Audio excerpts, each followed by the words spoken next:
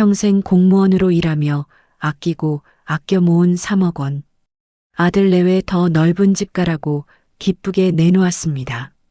그런데 그날 이후 제 인생은 지옥으로 변했습니다.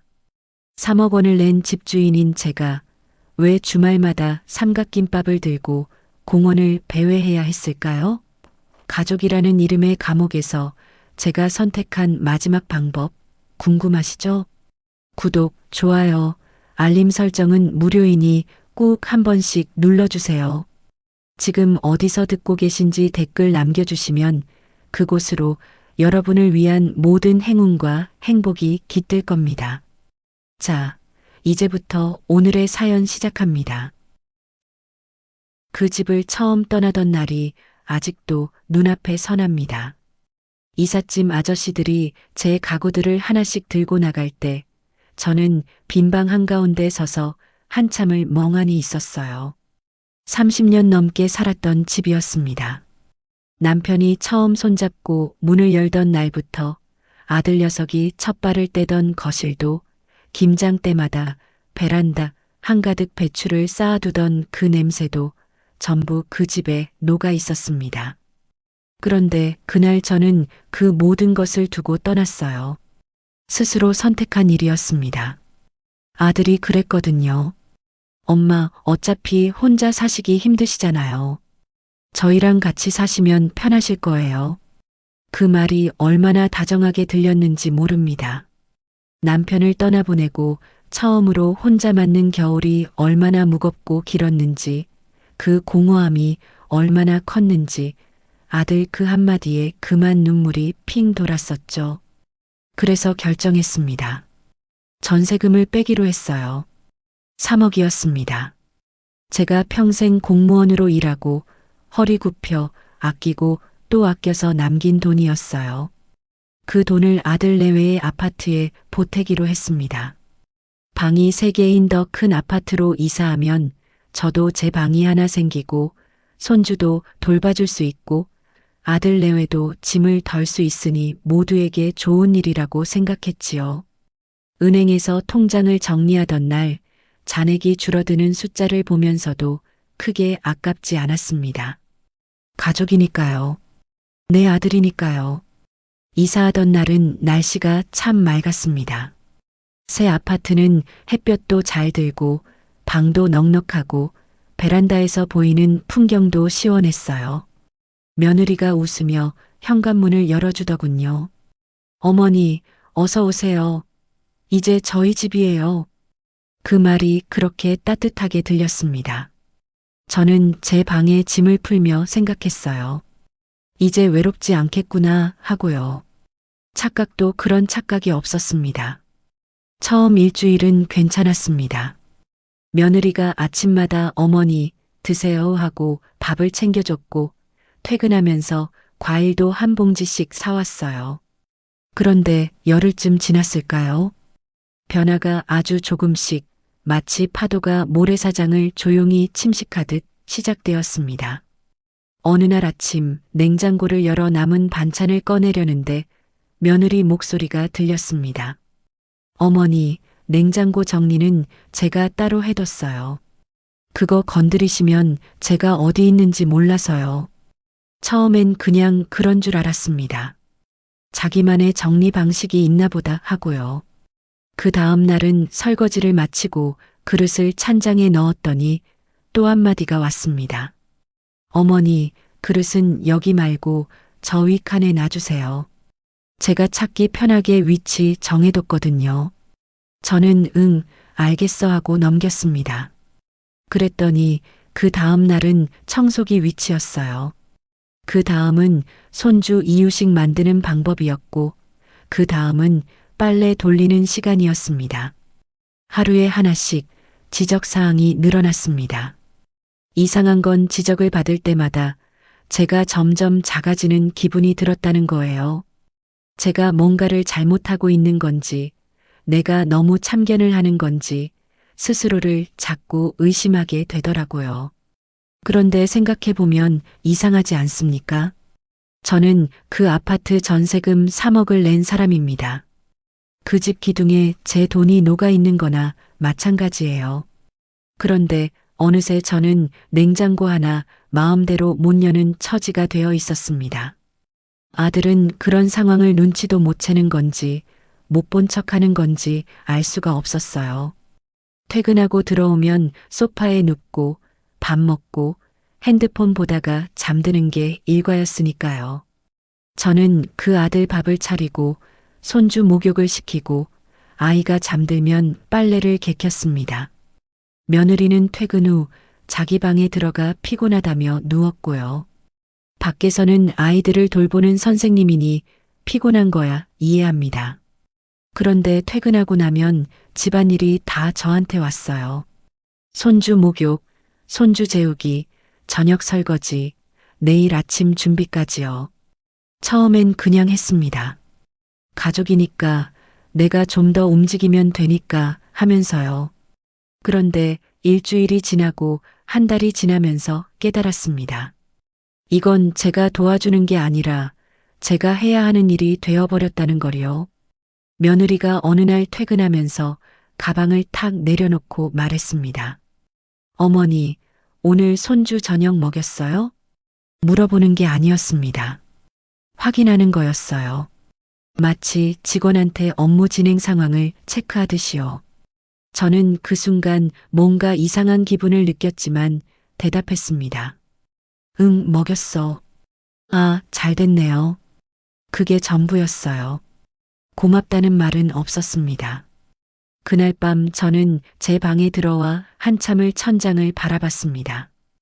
예전 집 천장이 생각났어요. 페인트가 조금 벗겨져 있던 자리, 거기 바라보며 혼자 얼마나 많은 밤을 보냈는지 모릅니다. 그래도 그 집에서는 제가 주인이었습니다. 냉장고도 청소기도 그릇 위치도 전부 제 방식대로였고 아무도 뭐라 하지 않았어요. 근데 지금 저는 뭐지? 3억짜리 세입자인가 아니면 공짜 가사도우미인가? 이런 생각이 드는 제 자신이 얼마나 초라하게 느껴지던지요. 친구에게 전화를 했습니다. 오래된 친구예요. 고향 친구인데 일찍 자식들 독립시키고 본인 인생을 신나게 사는 사람이에요. 야, 나 요즘 이상한 것 같아. 내 집 내 돈 들여서 들어왔는데 왜 내가 눈치를 봐야 하냐? 그랬더니 친구가 한마디 했습니다. 당연하지. 내가 호의를 베풀었는데 걔네는 이제 그게 당연한 권리인 줄 아는 거야. 호의가 반복되면 권리가 되는 거거든. 그 말이 콕 박혔습니다. 호의가 반복되면 권리가 된다. 저는 처음부터 가족이니까라는 이름으로, 어머니니까라는 이름으로 제가 먼저 다 해버렸던 거예요. 부탁받은 것도 아니었습니다. 눈치껏 했고, 알아서 했고, 당연하게 해왔으니, 이제는 그게 제가 해야 하는 당연한 일이 되어버린 거죠. 그날 밤도 손주가 늦게까지 울었고, 며느리는 피곤하다며 방에서 나오지 않았고, 저는 혼자 아이를 안고 거실을 오갔습니다. 창밖에 불빛들이 반짝이고 있었어요. 다른 집들 불빛이요. 저 집에는 어떤 사람들이 살고 있을까? 지금쯤 뭘 하고 있을까? 이상하게 그런 생각이 들었습니다. 그리고 또 이런 생각도 들었어요. 저 사람들은 지금 자기 집에서 자기 이름으로 살고 있겠구나 하고요. 저는요? 저는 지금 어디에 있는 건가요? 아들의 집에 있는 건지, 며느리의 집에 있는 건지, 아니면 그 어디에도 속하지 않는 건지. 3억을 꽂아놓고도 저는 그 집에서 손님보다도 더 조심스러웠습니다. 이제 막 한 달이 지난 시점이었는데요. 저는 그날 밤 창밖 불빛을 바라보다가 처음으로 이런 생각을 했습니다. 내가 뭔가를 잘못 결정한 건 아닐까 하고요. 그 생각은 그날 이후로 잘 사라지지 않았습니다. 주말이 다가오는 걸 두려워하게 될 줄은 몰랐습니다. 평생 주말이 기다려졌거든요. 공무원으로 일하던 시절엔 금요일 저녁이 그렇게 반가울 수가 없었어요. 퇴근하고 집에 와서 냉장고 문 열고 뭐 해먹을까 궁리하고 좋아하는 프로그램 틀어놓고 소파에 눕는 그 시간이 일주일 중 제일 좋은 시간이었습니다. 그런데 아들 집에 들어온 뒤로는 달라졌어요. 목요일 저녁쯤 되면 슬슬 눈치가 보이기 시작하더라고요. 이상하죠. 제가 왜 눈치를 봐야 하는지도 몰랐는데 몸이 먼저 알았습니다. 금요일 저녁 며느리가 퇴근하고 들어오면서 아들한테 말하는 소리가 들렸어요. 오빠, 이번 주말에 우리 그냥 둘이서 외식하고 영화 보고 오자. 요즘 너무 지쳤어. 저는 부엌에서 그릇을 닦고 있었는데 그 목소리가 또렷하게 들렸습니다. 아들이 뭐라고 대답했는지는 잘 기억이 안 나요. 그냥 그러자 뭐 그런 식이었을 거예요. 그리고 다음 날 아침 토요일이었는데요. 며느리가 저한테 왔습니다. 어머니, 저희 오늘 좀 나갔다 올게요. 오래 걸릴 수도 있어요. 웃으면서 말하는데 그 웃음 속에 담긴 의미가 느껴졌어요. 어머니는 집에 계세요 라는 뜻이었습니다. 직접적으로 말하지는 않았지만 그런 말이었어요. 저는 응, 다녀와 하고 대답했습니다. 그 외엔 달리 할 말이 없었거든요. 두 사람이 나가고 나서 집이 조용해졌습니다. 손주는 낮잠을 자고 있었고 저는 거실 소파에 앉아서 한동안 멍하니 있었어요. 텔레비전을 켤까 하다가 그냥 껐습니다. 뭘 봐야 할지도 몰랐고 보고 싶은 마음도 딱히 없었어요. 창밖을 내다봤습니다. 토요일 오전에 거리는 사람들로 북적이더군요. 손잡고 걸어가는 부부도 있고 아이 손잡고 나온 가족도 있고 친구들끼리 깔깔거리며 지나가는 사람들도 있었어요. 다들 어딘가 갈 곳이 있는 사람들이었습니다. 저는 갈 곳이 없었어요. 아니, 정확하게 말하면 갈 곳이 없는 게 아니라 있어야 할 곳이 모호해진 거였습니다. 이 집은 내가 있어야 할 곳이 맞는데 왜인지 있으면 안 될 것 같은 기분이 드는 그 이상한 상황 말이에요. 결국 손주가 낮잠에서 깨기 전에 외투를 걸쳤습니다. 그냥 나가기로 했어요. 마땅히 갈 곳은 없었지만 그 집 안에 그대로 앉아 있기가 더 싫었거든요. 아파트 단지 앞 공원으로 걸어갔습니다. 토요일이라 그런지 사람이 꽤 많았어요. 할머니들이 벤치에 앉아 수다를 떨고 있었고 아이들이 뛰어놀고 있었고 운동하는 어르신들도 계셨어요. 저는 빈 벤치 하나를 찾아서 앉았습니다. 하늘이 파랬어요. 구름이 느리게 흘러가고 있었고 바람이 조금 쌀쌀했지만 햇볕이 따뜻했습니다. 나쁘지 않은 날씨였어요. 그런데 이상하게 그날은 그 햇볕도 반갑지 않았습니다.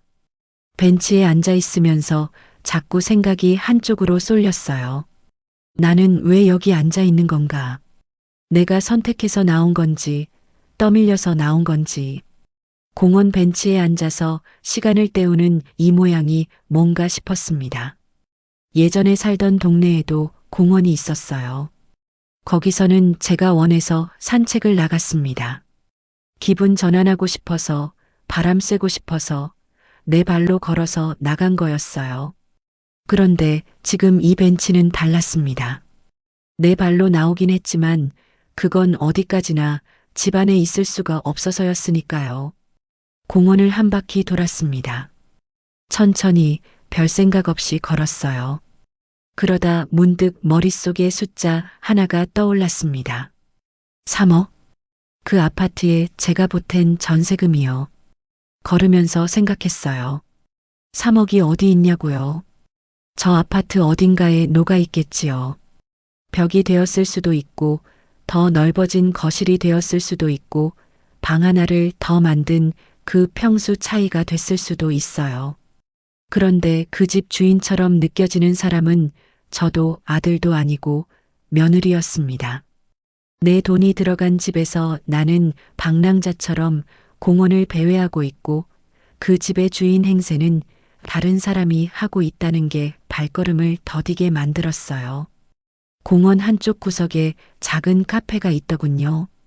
들어가서 커피 한 잔을 시켰습니다. 혼자 창가에 앉아서 커피를 홀짝이는데 옆 테이블에 또래 여자분들이 앉아서 왁자하게 웃고 있었어요. 무슨 얘기를 그렇게 재미있게 하는지 한 분이 뭔가를 말할 때마다 나머지 분들이 배를 잡고 웃었습니다. 저는 그 웃음소리를 들으면서 커피를 마셨어요. 부러웠습니다. 웃음이 부러운 게 아니라 저 사람들한테는 저 순간이 자기가 선택해서 만든 시간이겠구나 싶은 게 부러웠어요. 토요일 오후를 친구들과 커피 마시며 보내겠다고 스스로 계획하고 나온 사람들이잖아요. 저는 갈 곳이 없어서 나온 거였습니다. 핸드폰을 꺼냈어요. 친구한테 문자를 보낼까 하다가 그냥 뒀습니다. 갑자기 연락해서 나 지금 시간 있어 하기도 좀 그랬고 무엇보다 제 이 상황을 말로 꺼내면 괜히 서러워질 것 같았거든요. 커피를 다 마시고 나서 그냥 더 걸었습니다. 이 골목, 저 골목. 딱히 목적지 없이 걸었어요. 그러다 보니 어느새 3시간이 훌쩍 지나 있었습니다. 며느리한테서 문자가 왔어요. 어머니, 저희 저녁 먹고 들어갈게요. 늦을 것 같아요. 저는 그 문자를 보면서 잠시 멈췄습니다. 뭔가를 물어보는 문자가 아니었어요. 통보였습니다. 어머니 저녁은 어떻게 하실 거예요? 같이 드실래요? 뭐 드시고 싶으세요? 그런 말은 없었어요. 그냥 우리는 저녁 먹고 늦게 들어갈 거다. 그것뿐이었습니다. 저는 알겠어 하고 짧게 답장을 보냈어요. 그리고 혼자 편의점에 들어가서 삼각김밥 하나와 따뜻한 캔 커피를 샀습니다. 공원 벤치에 다시 앉아서 그걸 먹었어요. 어둑어둑해지는 하늘 아래서 삼각김밥을 혼자 뜯고 있자니 기분이 참 이상했습니다. 서럽다는 말이 딱 맞는 기분이었어요. 슬픈 것도 아니고 화나는 것도 아닌데 그냥 서러웠습니다. 내가 지금 뭘 하고 있나 싶었어요. 60평생 열심히 살았는데 남편 병 수발 들었고 아들 대학까지 보냈고 직장에서도 성실하게 일했고 제 작은 집 하나 장만해서 근사하게 살고 있었는데 지금 이게 뭔가 싶었습니다. 공원 벤치에서 편의점 삼각김밥을 혼자 먹는 이 장면이 제 60년의 결과물인가 싶어서요. 3억을 보태준 집에서 나는 왜 주말마다 길거리를 떠도는 건지, 내가 떠나야 하는 건지, 있어야 하는 건지, 어디 있어야 하는 건지조차 모르겠는 이 기분이 너무 낯설었어요. 삼각김밥 다 먹고 집으로 걸어오면서 결심을 하나 했습니다. 다음 주 토요일에는 친구한테 먼저 연락하자고요. 갈 곳이 없어서 공원을 배회하는 건 이번 한 번으로 충분했습니다. 집에 들어왔더니 손주가 저를 보고 달려왔어요. 작은 두 팔로 제 다리를 껴안고 할머니 하고 부르는데 그게 그날 처음으로 따뜻한 순간이었습니다. 아이를 안아 올리고 볼에 뽀뽀를 했어요. 이 아이가 좋은 건 사실이었습니다. 이 아이 때문에 버티는 것도 사실이었고요. 그런데 한편으로는 그 생각도 들었어요. 손주가 좋아서 이 집에 있는 건지 아니면 손주가 없으면 나는 여기 있을 이유가 없는 건지 그 경계가 점점 흐릿해지는 느낌이었습니다. 밤에 아이를 재우고 나서 제 방에 들어와 불을 껐습니다. 천장이 어두웠어요. 눈을 감지 않고 그 어둠을 한동안 바라봤습니다.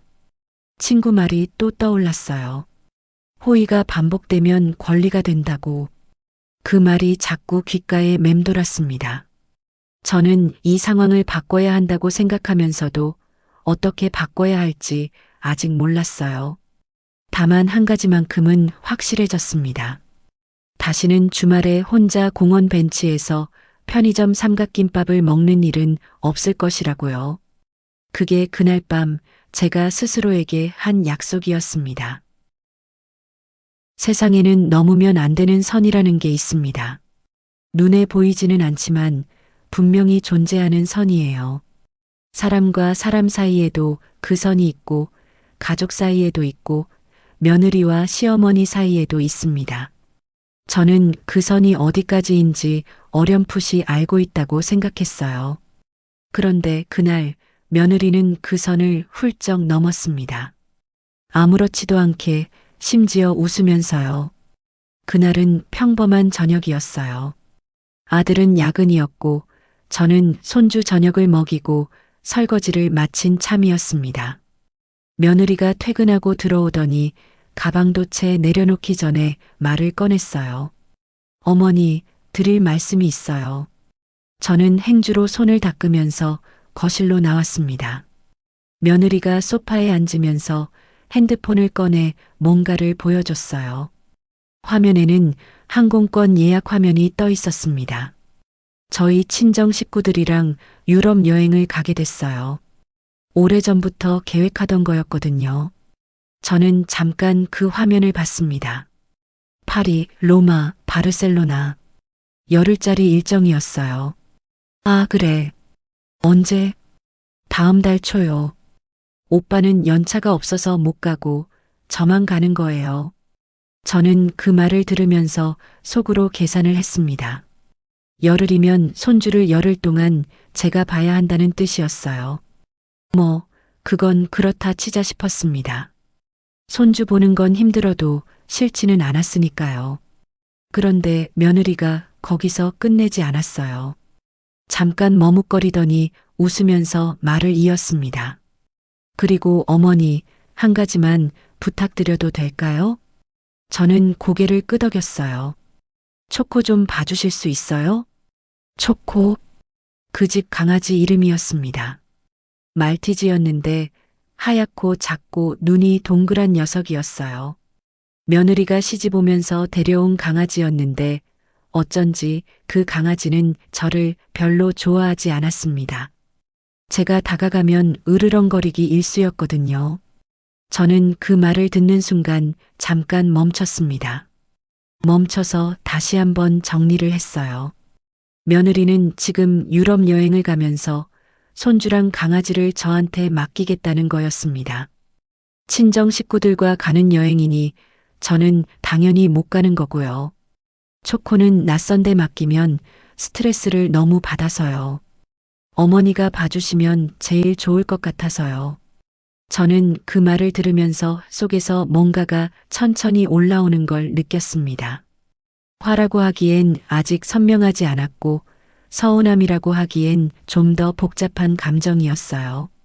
그러니까 이 집에서 며느리의 시어머니와 강아지의 위치가 비슷하다는 걸 며느리 본인은 전혀 모르는 것 같다는 느낌이랄까요? 둘 다 외출할 때 집에 남겨두는 존재. 둘 다 밥은 줘야 하는 존재. 둘 다 어딘가 맡겨두면 되는 존재.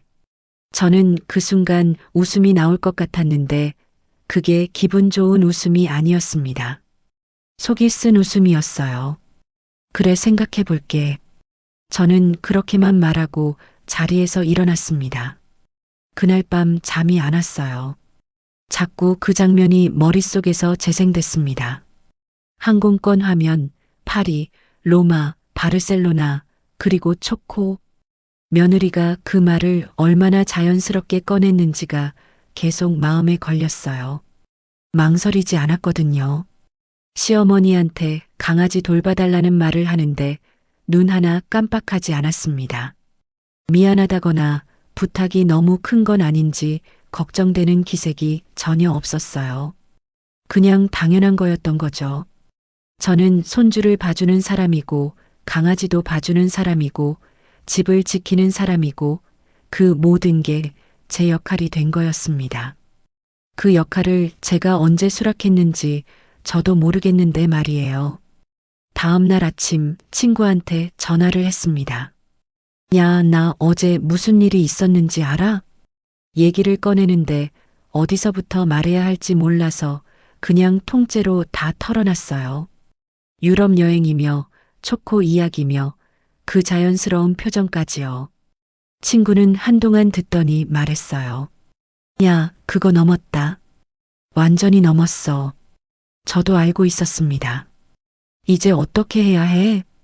어떻게 하긴, 내 돈 찾아야지. 내 전세금 지금 어디 있어? 그 아파트에 묶여 있잖아. 그 돈 있으면 너 혼자서도 잘 살 수 있어. 친구 말이 맞았습니다. 3억이라는 돈이 어떤 돈인지 저는 누구보다 잘 알고 있었어요. 그 돈은 제가 30년 넘게 일하면서 모은 돈이었습니다. 추운 날에도 버스 타고 출근했고 점심값 아끼고 외식 한 번 더 줄이면서 만든 돈이었어요. 그 돈으로 저는 제 집을 얻었고 그 집에서 제 방식대로 살았습니다. 그런데 지금은요. 그 돈이 이 아파트 어딘가에 녹아 있는데 저는 강아지랑 나란히 집 지키는 신세가 됐어요. 전화를 끊고 나서 한참을 창밖을 바라봤습니다. 그날은 흐린 날이었어요. 구름이 낮게 깔려 있고 금방이라도 비가 올 것 같은 하늘이었습니다. 저는 그 하늘을 보면서 제 안에 있는 감정들을 하나씩 들여다봤어요. 화가 났습니다. 서운했어요. 억울하기도 했고 어이가 없기도 했습니다. 그런데 그것들보다 더 크게 느껴지는 감정이 하나 있었어요. 부끄러움이었습니다. 제 자신에 대한 부끄러움이요. 이걸 이렇게까지 두고 온 제가 뭔가 잘못되어 가고 있다는 걸 알면서도 그냥 참아온 제가 스스로 부끄러웠습니다. 합리적이고 깔끔한 사람이라고 자부해 왔는데 어쩌다 이 상황에서 이렇게 아무 말도 못하고 있는 건지. 공무원 시절에는 부당한 일이 생기면 조용하지만 단호하게 짚고 넘어가는 사람이었어요. 그런 제가 지금 자기 돈 들어간 집에서 눈치를 보고 강아지 돌봐달란 말에 생각해 볼게 하고 물러서고 있었습니다. 그 며칠 사이 아들한테 슬쩍 말을 꺼내봤어요. 재혁아, 며느리 유럽 여행 간다고 했지? 아들이 텔레비전을 보면서 대답했습니다. 엄마 알았어요? 응. 근데 나한테 초코 봐달라고 하던데. 아들이 잠깐 저를 봤어요. 아, 그거요? 초코 어디 맡기기가 좀 그래서 엄마가 봐주면 제일 좋잖아요. 저는 그 말에 잠깐 멈췄습니다. 제일 좋잖아요. 누구한테 제일 좋은 건지 저는 묻고 싶었어요. 초코한테 좋은 건지, 며느리한테 좋은 건지, 아니면 아들 본인한테 좋은 건지. 저한테 좋은 건 아무도 물어보지 않았습니다. 엄마도 이참에 여행 다녀오시지 그러세요. 어디 가고 싶은데 없어요? 아들이 아무렇지도 않게 말했습니다. 저는 그 말을 들으면서 속으로 쓴웃음이 났어요. 어디 가고 싶은데 없냐고요. 있죠. 저도 가고 싶은데 있습니다. 제가 왜 없겠어요. 평생 일하느라, 남편 뒷바라지하느라, 아들 키우느라 미뤄온 여행들이 얼마나 많은데요. 그런데 저는 지금 강아지 돌보미로 집에 남겨지는 처지라는 게 문제였습니다. 생각해 볼게. 저는 또 그 말을 했어요. 생각해 볼게. 요즘 제 입에서 가장 많이 나오는 말이 됐습니다. 아무것도 결정하지 못하면서 그냥 넘기는 말이었어요. 그날 밤 저는 제 방 책상 앞에 앉았습니다. 작은 수첩을 꺼내서 뭔가를 적기 시작했어요. 제가 이 집에 들어온 뒤로 해온 일들을 하나씩 적었습니다. 손주 아침 챙기기, 손주 낮잠 재우기, 장보기, 저녁 준비, 설거지, 빨래, 청소, 손주 목욕, 손주 재우기. 쭉 적어놓고 보니 하루가 꽉 찼더라고요. 그런데 그 옆에 또 하나를 적었어요. 내가 이 집에서 받은 것들, 뭘 적어야 할지 한참 생각했습니다. 방이 생겼다고 적었어요. 그 다음이 잘 안 나왔습니다. 한참을 생각하다가 수첩을 덮었어요. 그리고 며느리가 보여줬던 항공권 화면이 다시 떠올랐습니다. 파리, 로마, 바르셀로나. 저는 그 도시들을 한 번도 가본 적이 없었어요. 젊을 때 한 번쯤 가보고 싶다고 생각했는데 결국 못 가고 지금까지 왔습니다. 그런데 며느리는 갑니다. 열흘 동안. 저는 그 열흘 동안 손주랑 초코랑 집을 지키는 거고요. 저도 가고 싶었어요. 솔직히 말하면 그랬습니다. 가고 싶다는 생각이 드는 게 이상한 게 아니잖아요. 저도 사람이고, 저도 가고 싶은 곳이 있고, 저도 설레는 감정이 있습니다. 그런데 그 여행을 꿈꾸기엔 저는 지금 너무 단단히 묶여 있었어요. 3억이라는 돈으로 며느리의 집에 손주와 강아지의 돌보미로요. 그날 밤 잠자리에 누우면서 결심했습니다. 이건 내가 바꿔야 하는 상황이라고요. 언제까지, 얼마만큼, 어떻게 바꿔야 할지는 아직 몰랐습니다. 하지만 그 방향만큼은 분명해졌어요. 이 상황은 그냥 두면 나아지지 않는다는 걸 이제는 알았습니다. 강아지 초코가 그날 제 방문 앞을 지나가다 멈춰서 저를 한번 흘끗 쳐다봤어요. 그리고 으르렁도 짖지도 않고 그냥 지나쳤습니다. 저는 그 뒷모습을 보면서 생각했어요. 그래, 너도 참 묘한 녀석이다. 나를 좋아하지도 않으면서 나한테 맡겨질 예정이구나. 어쩌면 그 강아지도 이 상황이 불편한 건 마찬가지였는지도 모르겠습니다. 좋아하지도 않는 사람한테 열흘 동안 맡겨지는 신세니까요. 그런 의미에서 저랑 초코는 비슷한 처지였어요. 서로 원하지 않는 상황에 묶여 있는 두 존재. 다른 점이 있다면 저는 여기서 나갈 방법을 생각하고 있다는 거였습니다. 초코는 아마 모르겠지만요. 그날 밤 오랜만에 꿈을 꿨습니다. 바다가 나오는 꿈이었어요. 넓고 파란 바다였는데 저는 그 바다 앞에 혼자 서 있었습니다. 파도가 발끝까지 밀려왔다가 물러가기를 반복하고 있었어요. 바람이 머리카락을 흩날렸고 햇볕이 따뜻했습니다. 그 꿈속에서 저는 아주 오랜만에 자유로운 기분이었어요.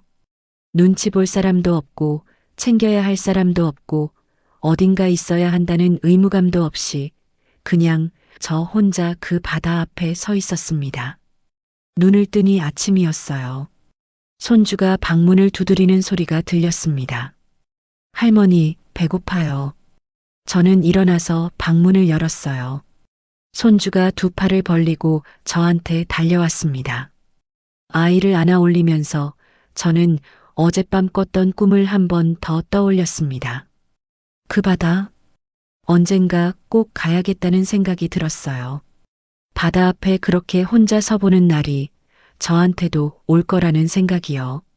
그러려면 먼저 해야 할 일이 있었습니다. 3억을 찾아야 했어요. 제 인생을 찾기 전에 제 돈부터 찾아야 했습니다. 사람은 결심을 해도 막상 행동으로 옮기려면 시간이 걸립니다. 머릿속으로는 분명히 알고 있어요. 이건 바꿔야 한다고, 이대로는 안 된다고, 내가 뭔가를 해야 한다고. 그런데 막상 그 말을 꺼내는 순간 입이 잘 안 떨어지는 거예요. 특히 상대가 가족일 때는요. 저도 그랬습니다. 머릿속에서는 며칠째 연습을 했어요. 어떻게 말을 꺼낼지, 어떤 단어를 써야 할지, 아들한테 먼저 말할지, 며느리한테 직접 말할지. 그렇게 혼자 연습만 하다가 결국 먼저 친구를 만나러 갔습니다. 약속을 잡고 나간 건 아니었어요. 그냥 전화해서 나 지금 나갈게 했더니 친구도 와 했습니다. 그 친구는 항상 그랬어요. 갑자기 연락해도 문을 열어주는 사람이었습니다. 친구 집 근처 단골 카페에 앉아서 저는 그간의 이야기를 처음부터 끝까지 다 쏟아냈어요. 강아지 이야기까지 포함해서요. 친구는 커피를 한 모금 마시고 나서 단호하게 말했습니다. 야, 너 그 집 지분이 몇 프로야? 저는 잠깐 멈췄어요. 지분이라는 말이 낯설게 느껴졌습니다. 지분은 없어. 전세금으로 준 거니까. 그러면 더 간단하잖아. 전세금이면 돌려받으면 되는 거잖아. 내 돈 찾아라, 당장. 친구는 언제나 이렇게 직선적이었습니다. 돌아가는 법이 없어요. 핵심을 딱 집어서 말하는 사람이었는데 그게 어떤 날은 너무 시원해서 좋고 어떤 날은 너무 아파서 힘들었습니다. 그날은 시원했어요. 근데 그 돈 돌려달라고 하면 아들 내외가 어떻게 나올지. 어떻게 나오든 내 돈이잖아. 남 돈이야? 저는 그 말에 잠시 아무 말도 못했습니다.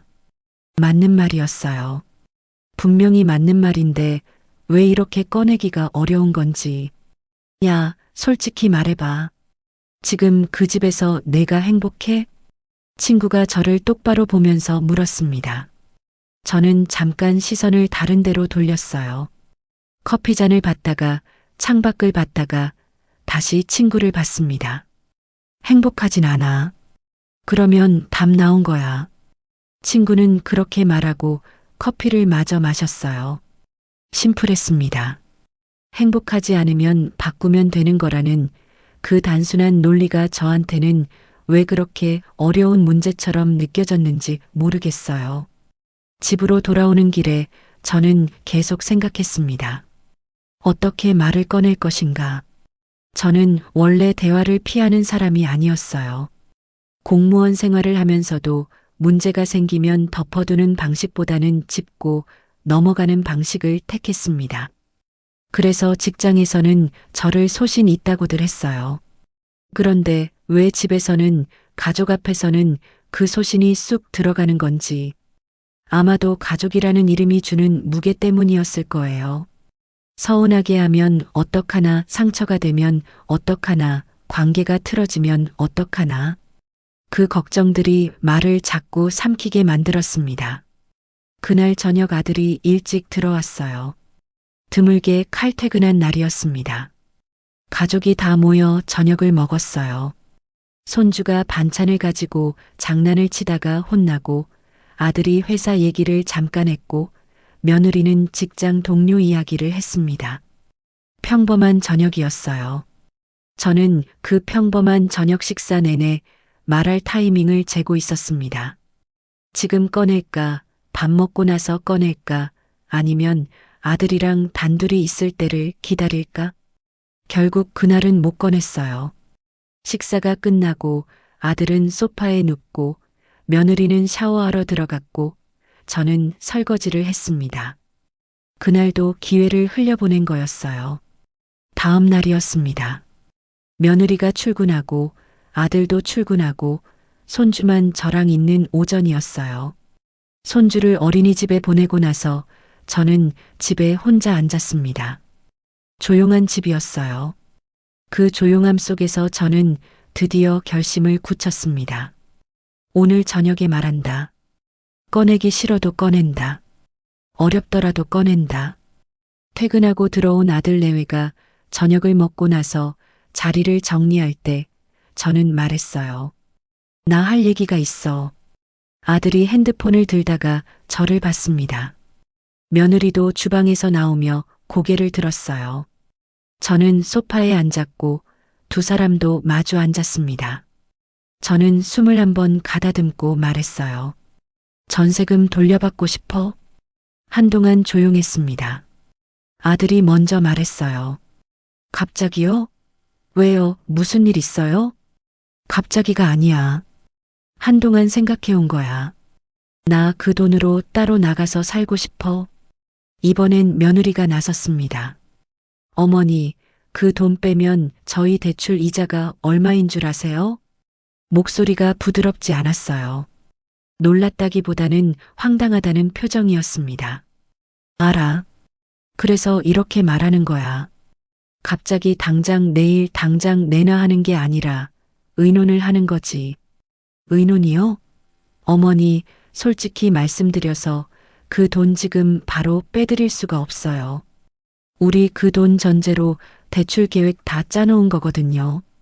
저는 그 말을 듣고 속으로 잠깐 정리를 했습니다. 계획을 짜놓았다. 그러니까 처음부터 제 돈이 장기간 그 집에 묶여 있을 거라고 계획을 했다는 뜻이었어요. 저한테 언제 돌려줄 것인지, 돌려줄 계획은 있는 것인지, 그런 이야기를 한 번도 한 적이 없었는데요. 그러면 언제 줄 수 있어? 제가 물었어요. 며느리가 아들을 한번 봤습니다. 아들이 머리를 극적이더니 말했어요. 엄마, 지금 당장은 어렵고 한 3년 후에는 대출도 어느 정도 갚고 나면 가능하지 않을까요? 3년. 저는 그 숫자를 천천히 되새겼습니다. 3년 동안 이 집에서 이대로 살라는 건지, 3년 후에 상황이 나아지면 준다는 건지, 아무 보장도 없는 막연한 말이었어요. 3년이라는 근거가 뭔데? 그때쯤이면 저희 여유가 좀 생길 것 같아서요. 여유가 생길 것 같다는 말이었습니다. 확신이 아니라 추측이었어요. 그 추측에 기대어 제 3억을 3년 더 맡겨두라는 거였습니다. 그 순간 며느리가 한마디를 더 얹었어요. 어머니, 솔직히 지금 여기서 불편하신 거 있으세요? 방도 있고 밥도 드시고 손주도 보시잖아요. 이게 다 어머니 좋으시라고 모신 건데 갑자기 돈 얘기 꺼내시니까 저는 솔직히 좀 너무 이기적이시다고 느껴져요. 이기적이라는 말이 나왔습니다. 제가 이기적이라고요. 제 돈을 돌려달라고 하는 게 이기적인 건지 저는 순간 귀를 의심했어요. 방이 있다고 했습니다. 맞아요, 방 있어요.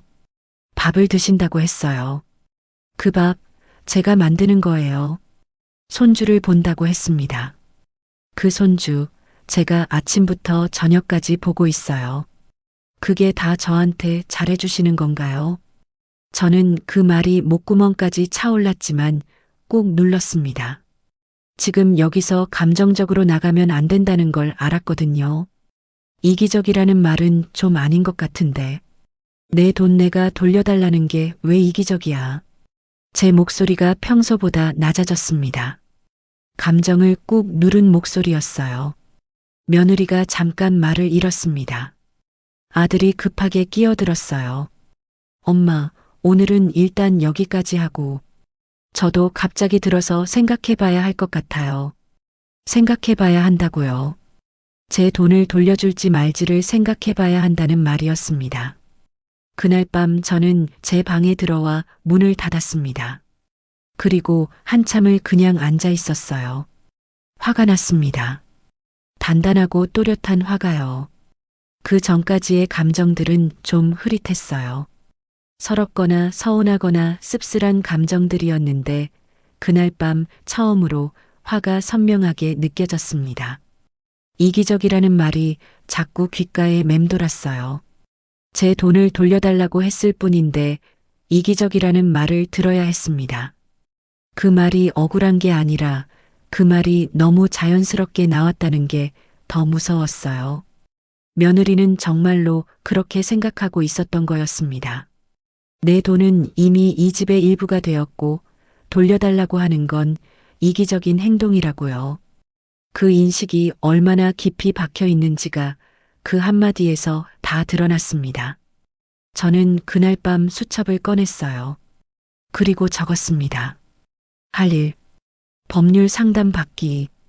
그 세 글자를 쓰고 나서 수첩을 덮었습니다. 더 이상 가족 간의 대화로 풀 수 있는 문제가 아닐 수도 있다는 걸 그날 처음으로 생각했어요. 감정으로 호소하면 이기적이라는 말이 돌아오고 사정을 봐달라고 하면 대출 이자, 이야기가 나오는 상황이었습니다. 그러면 다른 방법이 필요했어요. 다음 날 아침 아들 내외가 출근하고 나서 저는 검색을 했습니다. 무료 법률 상담, 가족 간 금전 분쟁, 대여금 반환. 단어들이 낯설게 느껴졌지만 하나씩 찾아봤어요. 가족 사이에도 법이 된다는 걸 저는 그날 처음으로 진지하게 생각했습니다. 찜찜했어요. 법이라는 단어를 가족 문제에 가져다 붙이는 게 이상하게 느껴졌으니까요. 그런데 한편으로는 이런 생각도 들었습니다. 이미 며느리가 이기적이라는 말을 먼저 꺼냈어요. 가족이라면 그 말은 하지 말았어야 했습니다. 가족이라서 참아왔고 가족이라서 기다려왔는데 돌아온 건 이기적이라는 말이었어요. 그러면 이 관계에서 가족이라는 단어가 얼마나 유효한 건지 저도 생각해 봐야 했습니다. 손주가 어린이집에서 돌아왔습니다. 저는 아이 손을 잡고 간식을 차려줬어요. 아이가 과자를 먹으면서 오늘 어린이집에서 있었던 일을 신나게 떠들었습니다. 저는 그 이야기를 들으면서 웃었어요. 이 아이 앞에서는 자연스럽게 웃음이 났습니다. 그게 참 신기한 일이었어요. 이렇게 복잡하고 답답한 상황에서도 이 작은 사람 앞에서는 마음이 잠깐씩 풀렸습니다. 하지만 그 웃음이 사라지고 나면 다시 현실이 있었어요. 3억? 이기적이라는 말. 3년. 그리고 제가 앞으로 어떻게 해야 하는가. 그날 저는 법률 상담 예약을 했습니다. 마음이 무거웠어요. 하지만 무겁다는 건 진지하다는 뜻이기도 했습니다. 이 문제를 더 이상 흐릿하게 두지 않겠다는 마음이었어요. 저는 평생 억울한 일을 그냥 넘기는 사람이 아니었습니다. 다만 가족 앞에서 잠시 그걸 잊고 있었던 것 뿐이에요. 이제 다시 기억할 때가 됐습니다. 내 돈은 내 돈이고 내 인생은 내 인생이라는 것을요. 결심이라는 것은 신기합니다. 한번 단단하게 굳고 나면 그전과 세상이 달라 보이거든요. 같은 집이고 같은 사람들이고 같은 하루인데 제 눈에 들어오는 것들이 조금씩 달라졌습니다. 전에는 그냥 넘겼던 것들이 이제는 선명하게 보이기 시작했어요. 법률 상담을 예약해두고 나서 며칠이 지났습니다. 그 며칠 동안 저는 평소처럼 지냈어요. 아침을 차리고 손주를 어린이집에 데려다 주고 장을 보고 저녁을 준비했습니다. 겉으로는 똑같았어요. 그런데 속으로는 달랐습니다. 제가 하는 모든 일들을 이제는 다른 눈으로 보게 됐어요. 이게 내가 원해서 하는 일인가 아니면 당연하다고 여겨져서 하는 일인가. 그 경계를 따지기 시작했습니다. 어느 날 저녁이었어요. 설거지를 마치고 나서 손주를 재우고 빨래를 돌리고 건조대에 빨래를 넣는데 문득 멈추게 됐습니다. 손에 들고 있는 옷이 며느리 것이었어요. 직장에서 입는 블라우스였는데 주름이 가지 않게 조심스럽게 너는 제 자신이 눈에 들어왔습니다. 저는 왜 이 블라우스를 이렇게 조심스럽게 넣는 걸까요? 며느리가 부탁한 것도 아니었고 고맙다는 말을 들을 것도 아니었어요. 그냥 제가 알아서 당연하게 조심조심 널고 있었습니다. 그날 밤 저는 결정 하나를 했어요. 내일부터 며느리 빨래는 건드리지 않기로요. 작은 결정이었습니다. 하지만 작다고 해서 쉬운 건 아니었어요. 평생 몸에 밴 습관을 거스르는 일이었으니까요. 다음 날 아침이 됐습니다. 빨래를 돌려야 할 시간이 됐는데 세탁기 앞에 서서 잠깐 망설였어요. 빨래 바구니에 아들 옷이 있고 손주 옷이 있고 며느리 옷이 있었습니다. 저는 아들 옷과 손주 옷만 꺼냈어요. 며느리 옷은 그대로 바구니에 두었습니다. 간단한 행동이었는데 손이 잠깐 떨렸어요. 이상하죠. 남의 빨래를 안 하는 게 뭐가 그리 대단한 일이라고 손이 떨렸을까요? 그만큼 저는 오래 해온 거였습니다. 그날 저녁 며느리가 퇴근하고 들어와서 잠시 후 세탁기 돌아가는 소리가 났어요. 본인이 빨래를 돌리는 거였습니다. 저는 부엌에서 저녁을 준비하면서 그 소리를 들었어요. 아무 말이 없었습니다. 며느리도 아무 말 안 했고 저도 아무 말 안 했어요. 그냥 세탁기 소리만 조용히 울렸습니다. 그 소리가 묘하게 시원했어요. 다음 날은 저녁 메뉴를 바꿨습니다. 아들이 좋아하는 음식과 손주가 먹을 수 있는 음식 위주로만 차렸어요. 며느리 취향은 고려하지 않았습니다. 며느리가 밥을 먹으면서 말했어요. 어머니, 오늘 반찬이 좀 짜지 않아요? 저는 그래요. 하고 짧게 대답했습니다. 설명도 사과도 하지 않았어요. 며느리가 잠깐 저를 봤다가 다시 밥을 먹었습니다. 그날 이후로 저는 조금씩 바꿔나갔어요. 크게 드러나지 않는 것들부터였습니다. 며느리 세탁은 하지 않고, 며느리 몫의 간식은 따로 챙기지 않고, 며느리 양말이 소파 옆에 벗겨져 있어도 집어주지 않았어요. 작은 것들이었지만 쌓이면 달랐습니다. 며칠이 지났을까요? 어느 날 퇴근한 며느리가 거실을 둘러보다가 말했어요. 어머니, 오늘 청소 안 하셨어요? 저는 소파에 앉아 텔레비전을 보다가 고개를 돌렸습니다. 손주 봐주고 장 보고 나니까 시간이 없었어. 거짓말은 아니었어요. 다만 예전 같았으면 시간이 없어도 했을 거라는 게 달랐습니다. 며느리가 표정이 살짝 굳었어요. 하지만 그 자리에서는 아무 말도 하지 않았습니다. 그리고 며칠 후였어요. 저녁을 먹고 나서 제가 자리에서 일어나려는데 며느리가 말했습니다. 어머니, 요즘 좀 이상하신 것 같아요. 저는 다시 앉았어요. 뭐가? 분위기가 달라지셨잖아요. 제가 뭔가 잘못한 거 있어요? 아들도 그 자리에 있었는데 조용히 두 사람을 번갈아 봤습니다. 저는 잠깐 생각했어요. 여기서 어떻게 말하는 게 좋을지를요. 이상한 거 없어. 나도 내 페이스대로 하고 있는 거야. 페이스요? 내가 할 수 있는 만큼 하고 할 수 없는 건 못하는 거지. 그게 이상해? 며느리 표정이 바뀌었습니다. 뭔가 할 말이 있는 표정이었는데 잠깐 참는 것 같았어요. 그러더니 결국 말했습니다. 어머니, 솔직히 여쭤볼게요. 전세금 얘기하시고 나서부터 이러시는 거 맞죠? 저는 대답하지 않았어요.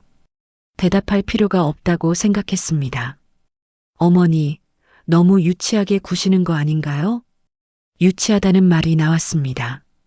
저는 그 말을 듣는 순간 이상하게 화가 나지 않았어요. 오히려 선명해지는 기분이었습니다. 유치하다고요. 제 돈 돌려달라고 하면 이기적이고 집안일을 조금 줄이면 유치한 거라면 그러면 저는 어떻게 해야 맞는 건가요?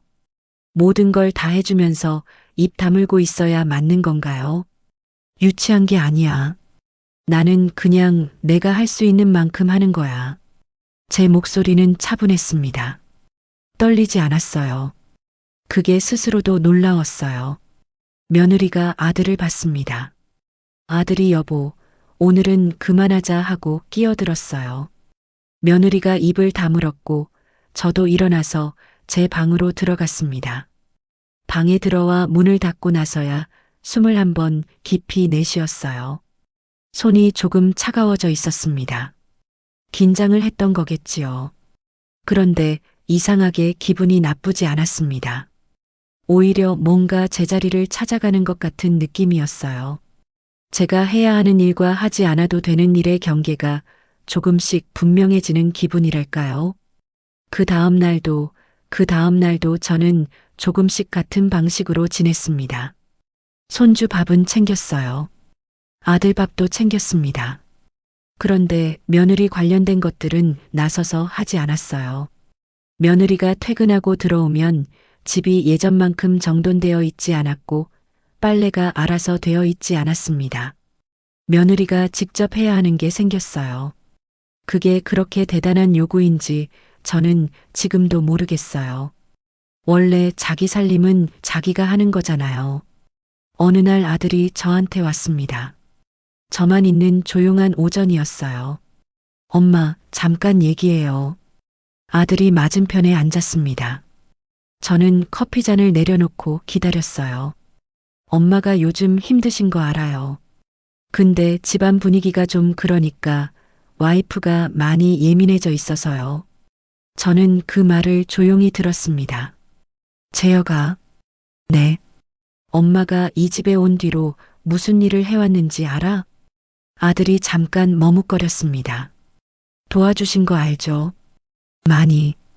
도와준 게 아니라 대신 해온 거야.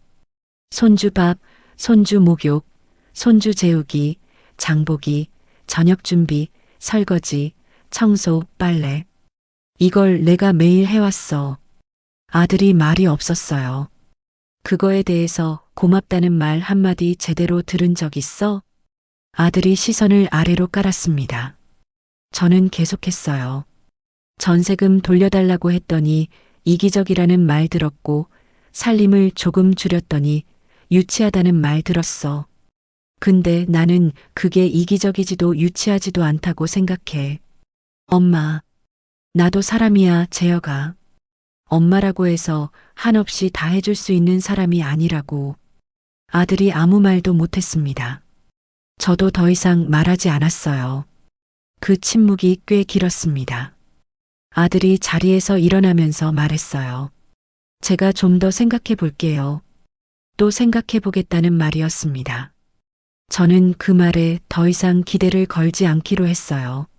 생각해 보겠다는 말은 아무것도 하지 않겠다는 말과 같은 뜻이라는 걸 이 즈음엔 알게 됐거든요. 그 며칠 사이에 집안 분위기는 팽팽해졌습니다. 밥상에서 대화가 줄었고 눈이 마주쳐도 어색했어요.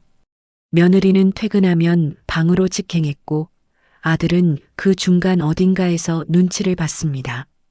저는 그 분위기가 불편했어요. 솔직히 말하면 그랬습니다. 가족끼리 이렇게 어색하게 지내는 게 좋을 리 없었어요. 그런데 동시에 이런 생각도 들었습니다. 이 어색함이 지금 드러나는 것들의 결과라면 진작에 드러났어야 했던 거라고요. 봉합해두면 없어지는 게 아니었어요. 안에서 곪고 있었던 거였습니다. 그게 이제 밖으로 나온 거라면 차라리 잘된 일이었어요. 어느 날 손주가 그러더군요. 할머니, 왜 요즘 밥 먹을 때 아무도 얘기 안 해요? 그 말에 저는 잠깐 멈췄습니다. 아이는 다 느끼고 있었던 거였어요. 저는 손주 머리를 쓰다듬으면서 말했습니다. 어른들이 좀 피곤해서 그래. 괜찮아. 아이가 고개를 끄덕였어요. 그 맑은 눈이 저를 바라봤습니다. 이 아이한테는 미안했어요. 이 상황이 아이 탓이 아닌데 아이가 이 분위기 속에 있어야 한다는 게요. 그래서 더 빨리 해결해야겠다고 생각했습니다. 오래 끌수록 나쁜 건 결국 이 아이였으니까요. 법률 상담 날짜가 다가오고 있었습니다. 저는 그날을 기다리면서 제 상황을 정리해뒀어요. 언제 전세금을 줬는지, 얼마인지, 어떤 방식으로 줬는지, 그 당시에 어떤 말들이 오갔는지를 기억나는 대로 적었습니다. 적으면서 다시 한번 느꼈어요. 이건 흐릿한 문제가 아니었습니다. 선명한 문제였어요. 제 돈이 있고 그 돈을 돌려받아야 하고 그게 전부였습니다. 감정이 복잡해서 어려운 것처럼 느껴졌을 뿐 사실은 단순한 문제였어요. 그날 밤 잠자리에 들면서 저는 제가 조금 변하고 있다는 걸 느꼈습니다. 한 달 전에 저라면 이렇게까지 하지 못했을 거예요. 유치하다는 말에 상처받고 방에 들어와 혼자 울었을 수도 있었습니다. 그런데 지금은 달랐어요. 유치하다는 말을 들어도 그게 틀린 말이라는 걸 알고 있었습니다. 이기적이라는 말을 들어도 그게 사실이 아니라는 걸 알고 있었어요. 누군가의 말이 저를 규정하지 못하게 됐습니다. 그게 작은 것 같아도 저한테는 큰 변화였어요. 천장을 바라보다가 눈을 감았습니다. 내일도 손주 밥은 챙길 거예요. 아들 밥도 챙길 거예요. 그런데 그 이상은 이제 제가 선택하는 겁니다. 해주고 싶어서 하는 것과 당연하다고 여겨져서 하는 것 사이의 선을 지키는 거예요. 그 선 하나를 지키는 것이 이렇게 중요한 일인 줄 이제야 알았습니다. 조금 늦었지만 그래도 알게 됐으니 다행이었어요. 법률 상담센터는 생각보다 평범한 곳이었습니다. 건물 4층에 있었는데 엘리베이터 문이 열리자 작은 대기실이 보였어요. 플라스틱 의자 몇 개가 놓여 있고 번호표를 뽑아서 기다리는 방식이었습니다. 저 말고도 서너 명이 앉아서 기다리고 있었어요. 다들 저마다의 사정을 안고 온 사람들이겠지 싶었습니다. 번호를 뽑고 의자에 앉았어요. 손에 들고 있는 서류 봉투가 묵직하게 느껴졌습니다. 그 안에는 제가 며칠에 걸쳐 정리한 내용들이 들어 있었어요. 전세금을 준 날짜, 금액, 당시 상황, 그 사이 오간 대화들을 기억나는 대로 적은 종이들이었습니다. 적으면서 스스로도 놀랐어요. 정리를 하고 나니까 이게 얼마나 분명한 사안인지가 더 또렷하게 보였거든요. 흐릿하게 느껴지던 게 글로 쓰니까 선명해졌습니다. 제 이름이 불렸어요. 작은 상담실로 들어갔습니다. 변호사분은 40대쯤 되어 보이는 여자분이었는데 안경을 끼고 조용한 인상이었어요. 저는 자리에 앉아서 준비해온 서류를 내밀었습니다. 천천히 말씀해 보세요. 그 말이 참 편하게 들렸어요. 저는 처음부터 차근차근 이야기했습니다. 아들 내외와 합가하게 된 경위, 전세금을 보탠 상황, 그 이후의 생활, 돌려달라고 했을 때 돌아온 반응까지요. 변호사분은 중간에 몇 가지를 메모하면서 들으셨어요.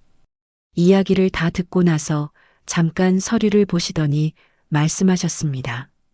이 금액은 증여가 아니라 대여로 보실 수 있어요.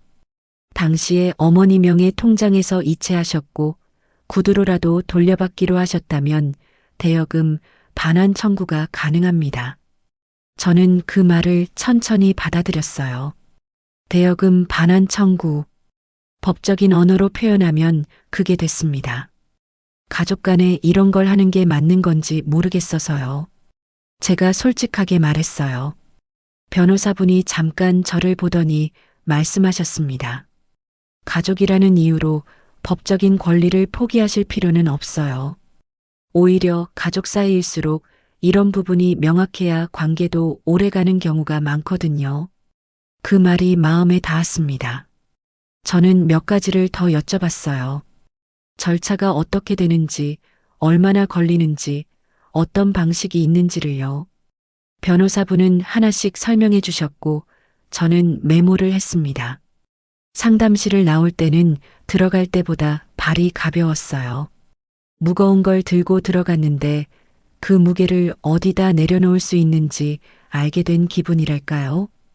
버스를 타고 집으로 오는 길 내내 생각했습니다. 어떻게 할 것인지를요. 소송까지 갈 것인지 아니면 먼저 공식적인 의사를 전달하고 한 번 더 기회를 줄 것인지. 저는 후자를 택하기로 했어요. 이기고 싶은 게 아니었거든요. 제 돈을 돌려받고 제 인생을 찾고 싶은 거였습니다. 싸움이 목적이 아니라 해결이 목적이었어요. 그래서 먼저 내용 증명을 보내기로 했습니다. 법적 효력이 있는 문서로 공식적인 의사를 전달하는 거였어요. 집에 도착해서 아들 내외가 퇴근하기 전에 제 방에서 내용을 정리했습니다. 손이 조금 떨렸어요. 이건 쉬운 일이 아니었습니다. 아들한테 법적인 서류를 보낸다는 게 어머니로서 얼마나 낯선 일인지. 그런데 한편으로는 이런 생각도 했어요. 이게 낯선 일이라면 제 돈을 이기적이라는 말로 막아선 것도 낯선 일이었습니다. 가족 사이에 낯선 일은 그쪽이 먼저였어요. 며칠 후 내용 증명이 발송됐습니다. 제가 직접 아들 이름으로 보낸 거였어요. 내용은 간단했습니다. 대여금 3억 원을 일정 기간 내에 반환해 줄 것을 요청하며 이행되지 않을 경우 법적 절차를 진행할 것이라는 내용이었어요. 보내고 나서 이틀이 지났습니다. 집 안 분위기가 달라졌어요.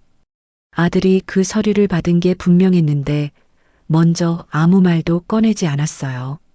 밥 먹을 때도 침묵이 길었고 아들은 저를 잘 쳐다보지 못했습니다. 며느리는 표정이 굳어 있었어요. 그러다 사흘째 되는 날 저녁이었습니다. 저녁 식사가 끝나고 손주를 재우고 나서 거실로 나왔는데 아들과 며느리가 소파에 앉아 있었어요. 기다린 것 같았습니다. 저도 맞은편 의자에 앉았어요. 아들이 먼저 말했습니다. 엄마, 서류 받았어요. 응, 이게 진짜 소송 가겠다는 거예요? 저는 잠깐 아들을 봤습니다. 걱정인지 당황인지 모를 표정이었어요. 소송까지 가고 싶지는 않아. 그 전에 해결이 되면 제일 좋지. 그럼 어떻게 하면 돼요? 내 돈 돌려주면 돼. 단순한 말이었습니다. 근데 그게 전부였어요. 그때 며느리가 자리에서 일어났습니다. 그러더니 제 앞에 무릎을 꿇었어요. 저는 그 모습을 보고 당황했습니다. 예상하지 못한 일이었어요. 어머니, 제가 잘못했어요. 그동안 너무 당연하게 생각했던 것 같아요. 죄송합니다. 목소리가 떨렸습니다. 눈물이 고여 있었어요. 저는 그 모습을 가만히 봤습니다. 무릎을 꿇은 며느리가 낯설었어요. 그동안 당당하고 거침없던 사람이 처음으로 이렇게 작아진 모습이었습니다. 마음이 흔들렸어요. 솔직히 말하면 그랬습니다. 저도 사람인지라 눈물을 보면 마음 한구석이 물러지려고 했어요. 그런데 저는 이번에는 그 물러지는 마음을 따라가지 않았습니다. 왜냐면 저는 며느리가 나쁜 사람이라서 이 자리에 온 게 아니었거든요. 구조가 잘못됐기 때문에 온 거였어요. 며느리가 눈물을 흘린다고 해서 구조가 바뀌는 건 아니었습니다. 저는 조용히 말했어요. 무릎은 필요 없어. 일어나. 며느리가 저를 봤습니다. 내가 원하는 건 사과가 아니야. 내 돈 입금해줘. 그게 다야. 아들이 입을 열었습니다. 엄마, 그 돈을 지금 당장 만들 수가 없어요. 시간이 좀 걸려요. 얼마나? 한 6개월 정도면 어떻게 해볼 수 있을 것 같아요. 일부는 대출받고 나머지는 다른 방법을 찾아볼게요. 6개월. 저는 그 숫자를 생각했습니다. 3년보다는 현실적인 숫자였어요. 6개월 안에 전액 입금 가능해? 최대한 해볼게요. 최대한이 아니라 확답을 줘야 해. 아들이 잠깐 망설이다가 대답했습니다. 할게요. 약속할게요. 저는 며느리를 봤어요. 며느리가 여전히 눈물을 닦으면서 고개를 끄덕였습니다. 저도 함께 노력할게요, 어머니. 저는 잠깐 그 자리를 둘러봤습니다. 아들 얼굴, 며느리 얼굴, 그리고 조용한 거실. 이 풍경이 어쩌다 이렇게까지 왔나 싶었어요. 좋게 시작했던 일이었는데 돌아오면 어머니 편히 모신다던 말이 있었는데 이렇게 서류를 주고받고 무릎을 꿇고 눈물을 흘리는 자리까지 왔습니다. 누구의 탓을 하고 싶지는 않았어요. 그냥 처음부터 선이 불분명했던 거였습니다. 그 불분명함이 쌓이고 쌓여서 여기까지 온 거였어요. 알겠어. 6개월. 그 약속 지켜줘. 저는 자리에서 일어났습니다. 더 할 말이 없었어요. 하고 싶은 말은 다 한 것 같았고 들어야 할 말도 다 들은 것 같았습니다. 방으로 들어오면서 문을 닫았어요. 그리고 침대에 앉아서 잠깐 눈을 감았습니다. 마음이 복잡했어요. 시원하다거나 통쾌하다거나 그런 단순한 감정이 아니었습니다. 복잡하게 여러 감정들이 뒤섞여 있었어요. 며느리 눈물이 마음에 걸렸고 아들 표정이 마음에 걸렸습니다. 그래도 저는 제가 한 선택이 틀리지 않았다고 생각했어요. 감정에 흔들려서 또 한 번 넘어갔다면 6개월 뒤에도 3년 뒤에도 같은 자리에 있었을 거니까요. 이번엔 달라야 했습니다. 다음 날 아침이 됐습니다. 아들이 출근 준비를 하면서 부엌으로 왔어요. 저는 커피를 끓이고 있었습니다. 아들이 잠깐 제 옆에 서더니 말했어요. 엄마, 어젯밤에 잠 잘 잤어요? 그럭저럭. 저는 못 잤어요. 저는 아들을 봤습니다. 눈밑이 어두웠어요. 잠을 못 잔 게 티가 났습니다. 약속은 꼭 지켜. 제가 말했어요. 아들이 고개를 끄덕였습니다. 지킬게요. 엄마. 그리고 잠깐 머뭇거리더니 말했어요. 엄마한테 그동안 제가 많이 못했던 것 같아요. 미안해요. 저는 그 말을 듣는 순간 목이 잠깐 맸습니다. 며느리 눈물보다 이 말이 더 마음에 닿았어요. 아들이 스스로 그걸 알고 있었다는 게요. 응, 알면 됐어. 더 하고 싶은 말이 있었지만 참았습니다. 지금은 많은 말이 필요한 순간이 아니었어요. 아들이 출근하고 며느리도 나갔습니다. 손주를 어린이집에 데려다 주고 돌아오는 길에 저는 혼자 걸었어요. 봄이 오고 있었습니다.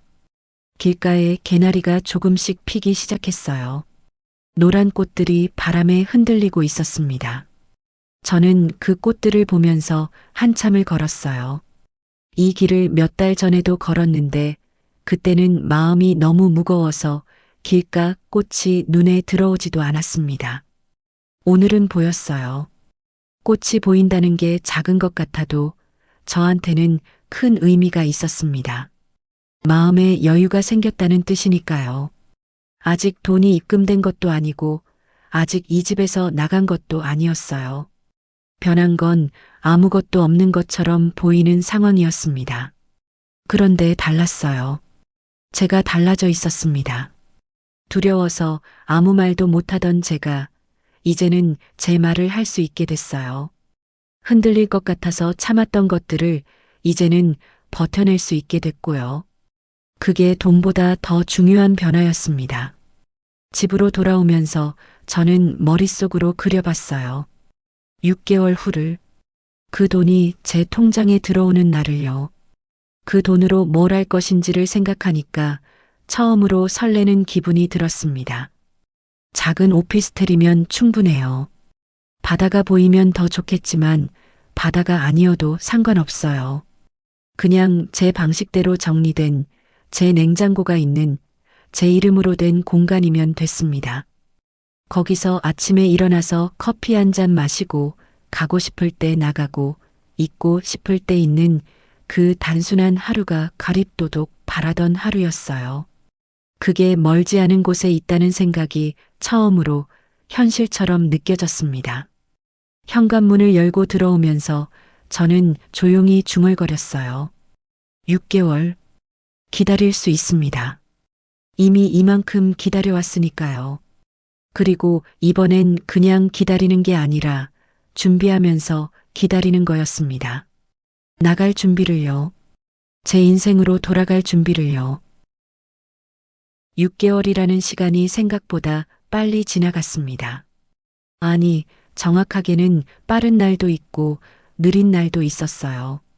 어떤 날은 하루가 훌쩍 가버렸고 어떤 날은 저녁이 되기까지가 너무 길었습니다.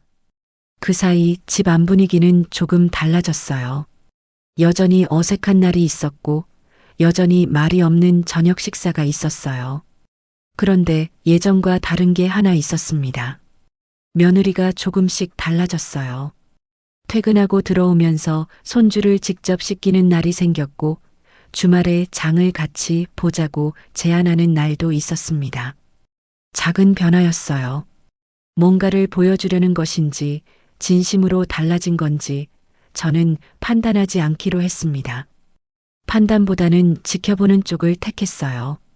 그리고 저는 그 6개월 동안 나갈 준비를 했습니다. 틈틈이 부동산 앱을 들여다봤어요. 어떤 동네에 어떤 매물이 있는지, 한 달 생활비가 어느 정도 되는지, 오피스텔과 소형 아파트의 차이가 무엇인지를 찾아봤습니다. 처음엔 낯설었어요. 혼자 사는 집을 알아보는 일이 이렇게 설레는 일인 줄 몰랐거든요. 젊을 때 처음 전세를 구하던 때가 생각났습니다. 그때도 설렜었는데 지금이 그때랑 비슷한 기분이었어요.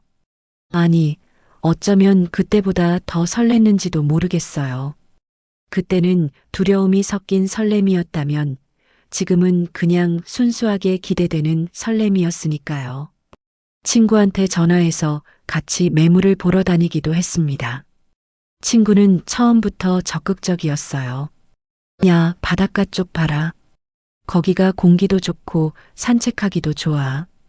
나도 나중에 그쪽으로 이사할까 생각하고 있어. 그 말에 같이 웃었어요. 우리 나이에 바닷가 오피스텔이라니 젊을 때 같았으면 꿈도 못 꿀 일이었습니다. 그런데 지금은 충분히 가능한 일이었어요. 가능할 뿐 아니라 제가 원하는 일이었습니다. 드디어 그날이 왔습니다. 아들이 저한테 문자를 보냈어요. 엄마, 오늘 오전에 이체했어요. 확인해 보세요. 저는 핸드폰을 들고 은행 앱을 열었습니다. 잔액을 눌렀어요. 숫자가 올라와 있었습니다. 3억. 그 숫자를 보는 순간 손이 잠깐 떨렸어요. 기쁘다는 감정인지 안도라는 감정인지 딱 잘라 말하기 어려운 감정이었습니다. 그냥 마음 어딘가가 내려앉는 느낌이었어요. 오래 들고 있던 무거운 짐을 내려놓은 것 같은 그 감각이요. 저는 아들한테 짧게 답장을 보냈습니다. 확인했어. 고마워. 그 외에 할 말이 없었어요. 충분했습니다. 그날 오후 저는 부동산에 전화를 했어요. 미리 점 찍어둔 매물이 있었거든요. 바다가 가까운 소도시에 있는 작은 오피스텔이었습니다. 아들 집에서는 꽤 거리가 있었어요. 버스로 1시간 반 정도 되는 거리였습니다. 일부러 그 거리를 택했어요. 너무 가까우면 또 얽히게 돼 있거든요. 적당히 멀어야 적당히 그리워할 수 있다는 걸 이제는 알고 있었습니다. 부동산 사장님이 그날 바로 방을 보여줬어요. 오피스텔 4층이었는데 작은 창으로 멀리 바다가 보였습니다. 아주 선명하게 보이는 건 아니었어요. 건물들 사이로 신락같이 보이는 바다였는데 그래도 보였습니다. 파란 게 보였어요. 저는 그 창 앞에 서서 한동안 그 바다를 봤습니다. 예전에 꿨던 꿈이 생각났어요. 파도가 발끝까지 밀려왔다가 물러나던 그 꿈 말이에요. 계약할게요. 제가 말했습니다. 부동산 사장님이 반갑다고 했어요. 저는 그 자리에서 계약서에 도장을 찍었습니다.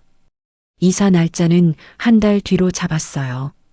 1달 동안 짐을 정리하고 필요한 것들을 새로 갖추고 아들 집을 나설 준비를 하기로 했습니다. 집으로 돌아오는 길에 친구한테 전화를 했어요. 야, 계약했어. 진짜? 거기야? 바다 보이는데? 응. 신락같이 보이긴 한데 보여. 친구가 웃었습니다. 야, 잘했다. 잘했어. 야, 우리 입주 기념으로 크루즈 예약하자. 크루즈라는 말이 귀에 박혔어요. 저는 걸음을 멈추고 되물었습니다. 크루즈? 응. 나 오래전부터 알아봤는데 생각보다 비싸지 않아. 같이 가자. 너 이제 시간 많잖아. 시간이 많다는 말.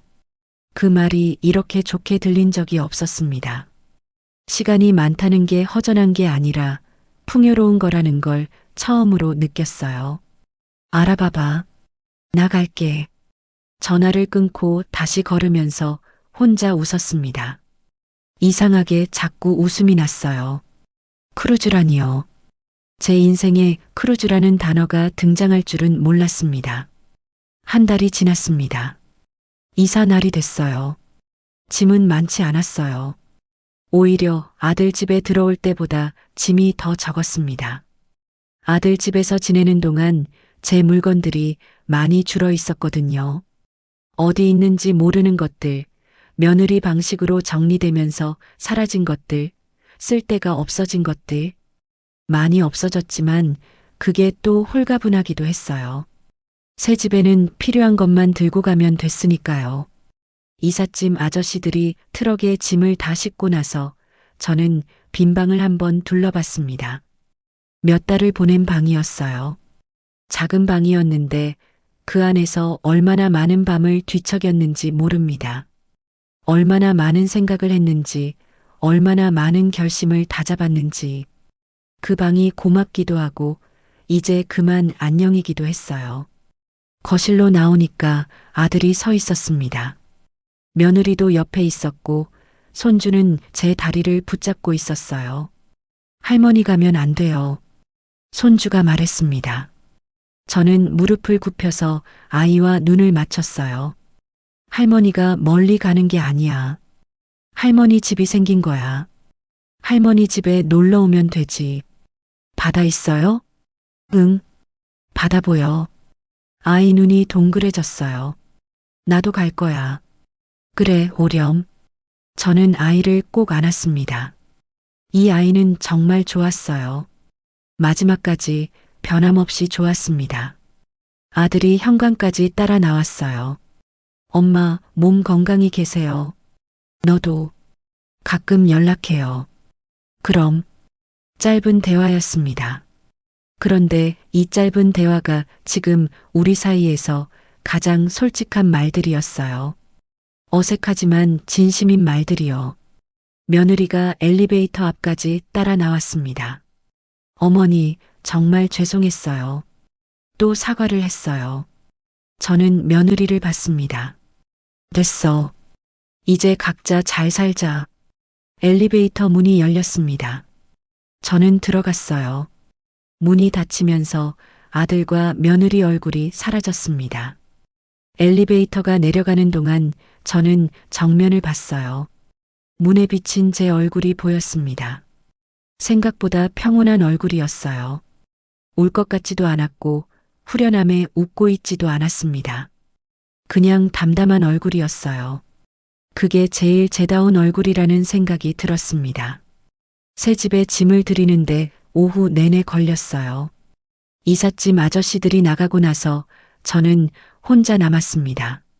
상자들이 여기저기 쌓여 있었고 아직 정리가 덜 된 짐들이 바닥에 있었어요. 그런데 저는 일단 짐을 풀기 전에 창가로 먼저 걸어갔습니다. 창을 열었어요. 바람이 들어왔습니다. 짭조름한 냄새가 났어요. 바다 냄새였습니다. 멀리 건물들 사이로 파란 게 보였어요. 오늘따라 더 선명하게 보이는 것 같았습니다. 저는 그 자리에 서서 한참 그 바다를 봤어요. 아무 생각도 하지 않았습니다. 그냥 봤어요. 바람을 맞고 냄새를 맡고 파란색을 눈에 담았습니다. 얼마나 서 있었는지 모르겠어요. 해가 조금 기울기 시작할 때쯤 되어서야 창을 닫고 짐을 풀기 시작했습니다. 냉장고 위치부터 정했어요. 제가 원하는 자리에 뒀습니다. 아무도 뭐라 하지 않았어요. 그릇을 꺼내서 찬장에 넣었습니다. 제가 편한 위치에 넣었어요. 아무도 다른 자리에 놓으라고 하지 않았습니다. 청소기를 세워두는 자리도 제가 정했어요. 아무도 거기 두지 말라고 하지 않았습니다. 당연한 것들이었는데 그 당연함이 이렇게 새롭게 느껴지는 게 이상하다면 이상한 일이었어요. 그런데 당연한 일이 당연하게 느껴지지 않았던 시간이 있었으니까요. 그 시간이 있었기 때문에 지금 이 당연함이 더 소중하게 느껴지는 거라고 생각했습니다. 짐을 어느 정도 정리하고 나서 간단하게 저녁을 먹었어요. 편의점에서 사온 것들이었습니다. 혼자 작은 밥상 앞에 앉아서 먹었어요. 차려진 반찬은 없었고 분위기 있는 저녁도 아니었습니다. 그런데 이상하게 맛이 있었어요. 편의점 음식이 이렇게 맛있었던 적이 없었는데 싶었습니다. 아마도 제가 선택한 밥상이어서 그랬을 거예요. 저녁을 다 먹고 나서 핸드폰을 들었습니다. 친구한테 문자를 보냈어요. 나 이사했어. 크루즈 알아봐. 금방 답장이 왔습니다. 야, 진짜? 나 이미 알아봤어. 내일 만나자. 저는 웃으면서 핸드폰을 내려놨어요. 그리고 침대에 누웠습니다. 새 침대였어요. 이사 오면서 새로 산 거였습니다. 매트리스가 제 취향으로 고른 거라서 딱 알맞게 느껴졌어요. 천장을 봤습니다. 새하얀 천장이었어요. 아무것도 없는 깨끗한 천장이었습니다. 여기에 어떤 밤들이 쌓일지 모르겠다는 생각이 들었어요. 어떤 날 아침에 눈을 뜨고 어떤 날 저녁에 눈을 감고 어떤 생각들이 이 천장 앞에서 오갈지. 그 모든 게 아직 비어 있었습니다. 비어 있다는 게 허전한 게 아니라 채울 수 있다는 뜻이었어요. 눈을 감으려는데 핸드폰이 울렸습니다. 며느리였어요. 저는 잠깐 화면을 봤다가 받았어요. 어머니, 이사는 잘하셨어요? 응, 잘했어요. 다행이에요. 저희 오늘 저녁은 배달시켜 먹었어요. 저는 그 말을 듣고 잠깐 멈췄습니다. 배달을 시켜 먹었다는 말이 왜인지 퍽 이야기하고 싶었던 것처럼 들렸어요. 그래. 잘 먹었어? 네. 근데 손주가 할머니 보고 싶다고 울었어요. 그럼 데려와, 주말에. 정말요? 그럼 데려와, 주말에. 바다도 보여준다고 했잖아. 며느리가 잠깐 침묵했습니다. 그러더니 말했어요. 어머니, 저 앞으로 잘할게요. 저는 그 말을 가만히 들었습니다. 잘하겠다는 말이 이번엔 다르게 들렸어요. 무릎 꿇고 눈물을 흘리던 날의 말과는 결이 달랐습니다. 그냥 조용하고 소박한 다짐 같았어요. 그래, 나도 잘할게. 전화를 끊고 나서 다시 눈을 감았습니다. 창밖에서 바람 소리가 들렸어요. 멀리서 파도 소리도 들리는 것 같았습니다. 실제로 들리는 건지 제가 듣고 싶어서 들리는 건지 모르겠었는데 어쨌든 좋았어요. 그 소리를 들으면서 잠이 들었습니다. 그날 밤 꿈은 기억이 나지 않아요. 다만 아침에 눈을 떴을 때 기분이 좋았습니다. 창밖으로 빛이 들어오고 있었고 바람 냄새가 났어요. 저는 침대에서 일어나 창가로 걸어갔습니다. 창을 열었어요. 바다가 보였습니다. 어젯밤보다 더 잘 보이는 것 같았어요. 아침 햇빛을 받은 바다가 반짝이고 있었습니다. 저는 그 앞에 서서 천천히 숨을 들이마셨어요. 짭조름하고 시원한 공기가 폐 가득 들어왔습니다. 오랜만에 느끼는 감각이었어요. 아니, 어쩌면 처음 느끼는 감각이었는지도 몰랐습니다. 이 감각을 느끼기 위해서 꽤 긴 시간이 걸린 거였어요. 돌아서 부엌으로 걸어갔습니다. 커피를 끓였어요. 제가 좋아하는 방식으로 제가 원하는 농도로 끓였습니다. 아무도 지켜보지 않았어요. 아무도 뭐라고 하지 않았습니다. 커피잔을 들고 다시 창가로 왔어요. 바다를 보면서 커피를 마셨습니다. 핸드폰에 친구 문자가 와 있었어요. 나 크루즈 2가지 골라놨어. 오늘 점심에 보자. 저는 웃으면서 답장을 보냈습니다. 응, 갈게. 커피를 한 모금 더 마셨어요. 따뜻했습니다. 바다가 반짝이고 있었어요. 오늘은 크루즈를 예약하는 날이었습니다. 제 인생에서 처음으로 제가 원해서 떠나는 여행을 계획하는 날이었어요. 늦었지만 괜찮았습니다. 지금이 딱 맞는 때라는 생각이 들었어요. 지금의 제가 이 여행을 제일 잘 즐길 수 있을 테니까요. 창밖 바다가 오늘따라 유난히 넓어 보였습니다. 크루즈는 생각보다 훨씬 좋았습니다. 친구랑 둘이서 일주일짜리 일정으로 다녀왔어요. 제주도를 거쳐서 일본 남쪽 항구 도시들을 돌아오는 코스였는데 배 위에서 맞는 아침이 그렇게 다른 줄 몰랐습니다. 육지에서 보는 바다와 바다 한가운데서 보는 바다는 전혀 달랐어요. 사방이 물이었습니다. 지평선이 동그랗게 펼쳐져 있고 하늘과 바다가 맞닿는 선이 아주 멀리까지 이어져 있었어요. 그 앞에 서면 이상하게 아무 생각이 안 났습니다. 복잡한 것들이 다 사라지는 느낌이랄까요? 전세금도 며느리도 아들도 그 많은 달의 기억들도 잠깐씩 사라지고 그냥 바다만 있었어요. 그게 좋았습니다. 친구는 배 위에서도 에너지가 넘쳤어요. 가판이 댄스 파티에 먼저 뛰어들고 기항지마다 가이드보다 먼저 걸어나가고 식당에서 메뉴판을 가장 열심히 들여다보는 사람이 그 친구였습니다. 저는 그 친구 덕분에 많이 웃었어요. 평생 웃음이 많은 편이라고 생각했는데 사실 그동안 제가 얼마나 웃음을 잃고 지냈는지 그 여행에서 알았습니다. 웃음이 돌아오니까 몸도 가벼워지더라고요.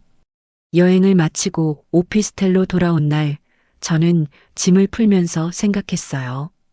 다음에는 어디를 갈까 하고요. 다음 여행을 생각하는 제가 낯설고도 반가웠습니다. 그렇게 몇 달이 흘렀어요.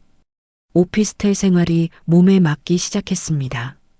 아침에 일어나면 커피부터 끓이는 습관이 생겼고, 오전에는 바닷가 근처를 산책하는 루틴이 생겼어요. 저녁에는 좋아하는 책을 읽거나 오래전에 끊었던 뜨개질을 다시 시작했습니다. 아무도 방해하지 않았어요. 아무도 지금 뭐 하냐고 묻지 않았고, 왜 그러냐고 간섭하지 않았습니다. 처음엔 그 고요함이 조금 어색했어요. 너무 조용해서 오히려 뭔가 빠진 것 같은 느낌이 들 때도 있었습니다. 그런데 시간이 지나면서 그 고요함이 불편한 게 아니라 필요한 거였다는 걸 알게 됐어요. 저는 오랫동안 소음 속에서 살았던 거였습니다. 누군가의 요구, 누군가의 감정, 누군가의 일정에 맞춰서 사느라 제 고요함을 잃고 살았던 거였어요. 이제 그게 돌아온 거였습니다. 어느 날 아들한테서 전화가 왔어요. 엄마, 이번 주말에 손주 데리고 가도 돼요? 저는 달력을 봤습니다. 주말에 친구랑 약속이 있었어요. 예전 같으면 어떻게 했을 것 같으세요? 당연히 친구 약속을 미루고 손주를 받았겠지요. 그런데 이번엔 달랐습니다. 이번 주말은 나 약속 있어. 다음 주는 어때? 전화기 너머로 아들이 잠깐 멈추는 게 느껴졌어요. 아, 그래요? 다음 주도 괜찮아요. 그럼 다음 주 토요일로 해. 네. 엄마 약속 즐겁게 하고 오세요. 전화를 끊고 나서 저는 잠깐 멍하니 있었어요. 아들이 즐겁게 하고 오라고 했습니다. 예전엔 그런 말을 들어본 적이 없었어요. 제 약속이 중요하다는 걸 아들이 당연하게 받아들인 거였는데 그게 이렇게 기분 좋은 일인 줄 몰랐습니다.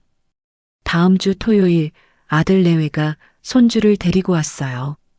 오피스텔이 작아서 다 들어오면 좁겠다 싶었는데 막상 들어오니까 그 좁음이 싫지 않았습니다. 손주가 이리저리 뛰어다니며 구경을 했어요. 할머니, 바다 어딨어요? 저기 창문으로 봐. 손주가 창가로 달려갔습니다. 작은 얼굴이 창에 바짝 붙었어요. 우와, 바다다. 그 탄성이 어찌나 크던지 저도 따라 웃었습니다. 며느리가 작은 케이크를 가져왔어요. 어머니, 이사 후에 처음 뵙는 거잖아요. 늦었지만 집들이 겸해서요. 저는 케이크를 받으면서 며느리를 봤습니다. 많이 달라진 얼굴이었어요. 눈가에 힘이 빠져 있었고 예전보다 부드러워 보였습니다. 고마워. 짧게 말했지만 진심이었어요. 우리 넷이서 케이크를 먹었습니다. 손주가 케이크 위 딸기를 제일 먼저 집어서 한 입에 넣었고 아들이 그걸 보면서 웃었어요. 며느리도 웃었습니다. 저도 웃었어요. 오랜만에 우리가 같이 웃는 장면이었습니다.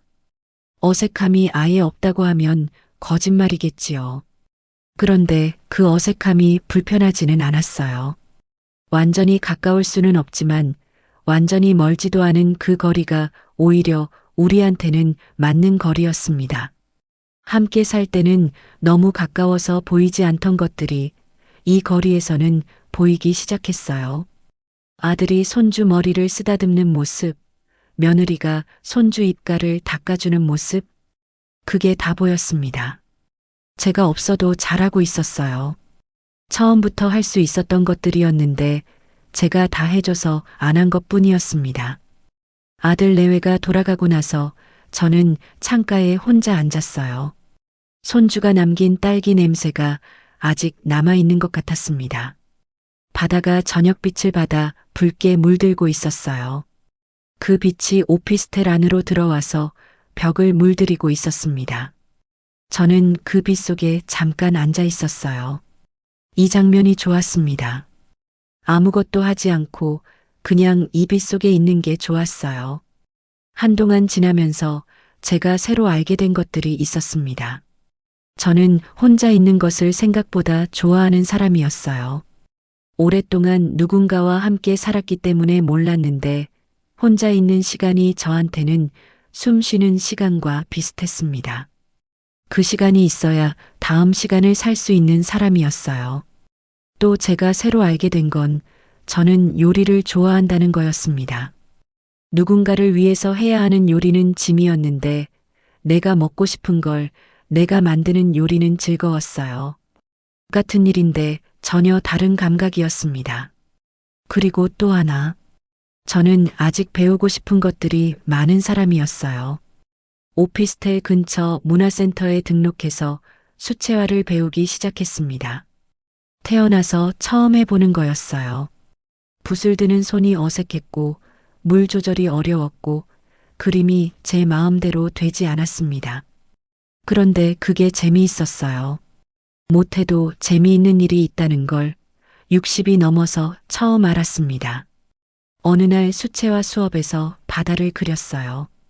파란색과 초록색을 섞어서 흰색으로 파도를 표현해 보려 했는데 잘 안 됐습니다.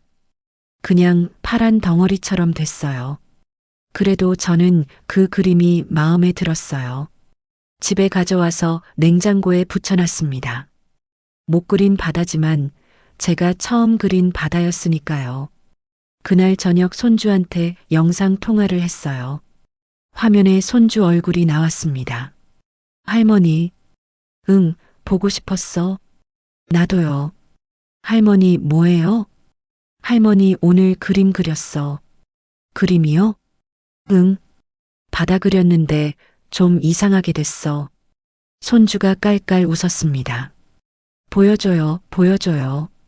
저는 핸드폰을 들고 냉장고 쪽으로 걸어가서 그림을 보여줬어요. 우와, 바다다. 잘 그렸어요, 할머니. 그 말이 어찌나 기쁘던지요. 못 그린 바다를 잘 그렸다고 해주는 사람이 이 세상에 있다는 게 그렇게 좋을 수가 없었습니다. 영상 통화를 끊고 나서 저는 그림을 다시 봤어요. 파란 덩어리 같은 바다. 그런데 보면 볼수록 바다처럼 보이기도 했습니다. 눈을 조금 흐리게 뜨면요. 저는 혼자 웃으면서 커피를 끓였어요. 창밖에는 밤바다가 있었습니다. 불빛들이 물 위에 비쳐서 흔들리고 있었어요. 낮의 바다도 좋았지만 밤의 바다는 또 달랐습니다. 조용하고 깊은 느낌이었어요. 저는 그 바다를 보면서 커피를 마셨습니다. 이 시간이 제 것이었어요. 이 저녁이, 이 커피가, 이 바다가 전부 제 것이었습니다. 빼앗긴 적도 없고 잃어버린 적도 없었어요. 다만 제가 잠깐 잊고 있었던 거였습니다. 제 인생이 제 것이라는 걸요. 며칠 후 아들한테 문자가 왔어요. 엄마, 이번 명절에 저희 집으로 오실 거예요? 저는 잠깐 생각했습니다. 명절. 예전 같았으면 당연히 가야 한다고 생각했겠지요. 아들 집에 가서 음식을 준비하고 상을 차리고 설거지를 하고 그게 명절이었을 거예요. 그런데 지금은 달랐습니다. 저는 답장을 보냈어요. 올해는 나 친구랑 여행 갈 것 같아. 명절 전에 한번 보자. 아들이 잠깐 뒤에 답장을 보냈습니다. 네. 그럼 그 전에 저희가 갈게요. 즐거운 여행 하세요. 저는 그 문자를 보면서 잠깐 멈췄습니다. 명절에 어머니가 없다는 게 섭섭하지 않냐고 물어보지 않았어요. 왜 가냐고도 하지 않았고 그래도 와줘야 하는 거 아니냐는 말도 없었습니다. 그냥 즐거운 여행하라고 했어요. 그 짧은 문자가 마음에 닿았습니다. 아들이 달라졌다는 게 느껴졌어요. 아니, 어쩌면 아들이 달라진 게 아니라 우리 사이의 거리가 달라진 건지도 몰랐습니다. 너무 가까우면 서로 상처를 주게 돼 있어요. 이 거리가 맞는 거리였습니다. 그 거리에서 우리는 더 다정할 수 있었어요. 그 명절에 저는 친구랑 남쪽 섬으로 갔습니다. 따뜻한 곳이었어요. 야자수가 있고 길고 흰 모래사장이 있는 섬이었습니다. 저는 그 모래사장을 맨발로 걸었어요. 발바닥에 모래가 닿는 감각이 낯설고 좋았습니다. 파도가 발끝까지 밀려왔다가 물러났어요. 꿈에서 보던 장면이었습니다. 처음 아들 집에서 힘들었던 그 밤에 꿈에서 이 장면을 봤었어요. 파도가 오고 가는 바다 앞에 혼자 서 있던 그 꿈이요. 그 꿈이 이제 현실이 됐습니다. 저는 그 자리에 오래 서 있었어요. 파도가 왔다가 가고 왔다가 가기를 반복했습니다. 친구가 옆에서 말했어요. 야, 너 행복해 보인다. 저는 그 말에 잠깐 생각했습니다. 행복한가? 응, 행복한 것 같아. 처음으로 그 말이 자연스럽게 나왔어요. 억지로 찾아낸 말이 아니었습니다. 그냥 솔직하게 나온 말이었어요. 섬에서 돌아온 뒤로 생활이 달라진 건 없었습니다. 여전히 오피스텔이었고, 여전히 혼자였고, 여전히 같은 루틴이었어요. 그런데 달라진 게 하나 있었어요. 제 이름이 돌아왔습니다. 누구의 어머니, 누구의 시어머니, 누구의 할머니가 아닌 그냥 저로 사는 시간이 생겼어요. 그 시간 속에서 저는 한옥순이었습니다. 예전에 공무원증에 찍혀 있던 그 이름, 통장에 새겨진 그 이름, 오래된 일기장, 표지에 적어둔 그 이름. 한옥순. 그 이름으로 산다는 게 이렇게 다른 무게였는지 처음 알았어요. 가끔 손주 영상 통화가 오면 받고 아들이 보고 싶다고 하면 만나고 며느리가 조심스럽게 연락하면 답장을 보냈습니다. 예전처럼 언제든 와도 된다고 하지는 않았어요. 문은 열려 있었지만 아무 때나 열리는 문은 아니었습니다. 그게 냉정한 게 아니었어요. 오히려 그 경계가 있어야 관계가 더 오래 가고 더 따뜻할 수 있다는 걸 이제는 알고 있었습니다. 어느 날 며느리한테서 전화가 왔어요. 어머니, 혹시 이번에 손주 생일날 오실 수 있어요? 저는 달력을 봤습니다. 수채화 수업이 있는 날이었어요. 생일이 몇 시야? 저녁 6시요. 그럼 수업 끝나고 갈게. 조금 늦을 수 있어. 괜찮아요. 기다릴게요. 기다리겠다고 했습니다. 예전에는 제가 기다렸는데 이제는 그쪽에서 기다린다고 했어요. 그 말이 작은 것 같아도 제게는 큰 의미였습니다. 손주 생일날 저는 수채화 수업을 마치고 아들 집으로 갔어요. 버스를 타고 1시간 반을 가는 동안 창밖을 봤습니다. 풍경이 바뀌고 도시가 나오고 아는 건물들이 보이기 시작했어요. 예전에 살던 동네였습니다. 그런데 이상하게 그 동네가 낯설게 보였어요. 제가 살던 곳인데 이제는 가끔 오는 동네가 됐습니다. 그게 서운한 게 아니었어요. 그냥 그렇구나 하는 느낌이었습니다. 아들 집 초인종을 눌렀어요. 손주가 문을 열어줬습니다. 파티 모자를 쓰고 있었어요. 할머니 왔어요? 응. 생일 축하해. 손주가 제 손을 잡아 끌었습니다. 거실에 케이크가 있었고 아들이 웃으면서 맞았어요. 며느리도 앞치마를 하고 부엌에서 나왔습니다. 어머니 오시느라 수고하셨어요. 저는 들고 온 선물을 손주한테 건넸습니다. 손주가 그 자리에서 바로 뜯었어요. 포장지가 사방으로 날렸습니다. 아들이 그걸 주우면서 웃었고 며느리가 손주한테 천천히 뜯으라고 했어요. 저는 그 장면을 가만히 봤습니다. 평범한 저녁이었어요. 특별한 것 없는 가족의 평범한 저녁이었는데 그게 좋았습니다. 전에는 이 평범함이 당연했는데 지금은 이 평범함이 소중하게 느껴졌어요. 너무 가까이 있으면 당연한 것들이 조금 떨어지면 소중하게 보이는 거였습니다. 케이크 초를 끄고 나서 손주가 소원을 빌었어요. 뭘 빌었는지 물었더니 말해주지 않았습니다. 소원은 말하면 안 된다고 했어요. 누가 그렇게 알려줬냐고 했더니 할머니가 알려줬다고 했습니다. 저는 그 말을 듣고 잠깐 멈췄어요. 언제 그런 말을 했는지 기억이 나지 않았는데 손주한테는 남아 있었던 거였습니다. 제가 한 말들 중에 이 아이한테 남은 게 있다는 게 조용하게 마음을 건드렸어요. 집으로 돌아오는 버스 안에서 저는 창밖을 봤습니다. 밤이라서 어두웠어요. 가로등들이 지나가고 불 켜진 집들이 지나갔습니다. 저는 그 불빛들을 보면서 생각했어요. 잘 살고 있다고요.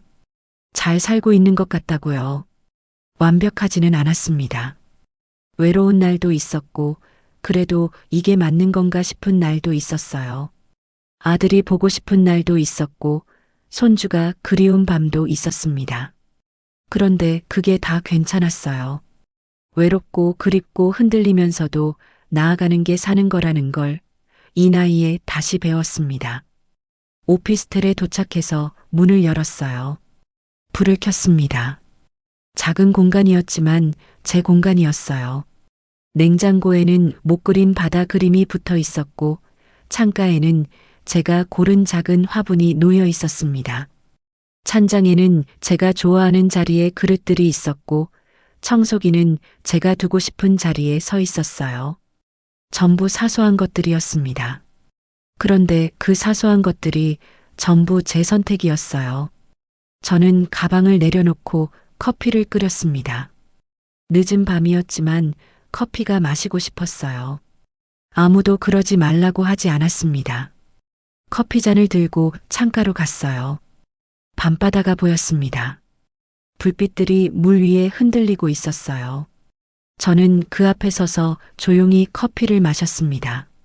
내일은 수채화 수업이 있는 날이었어요. 이번엔 하늘을 그려볼 생각이었습니다. 파란 하늘과 흰 구름을 제 방식으로요.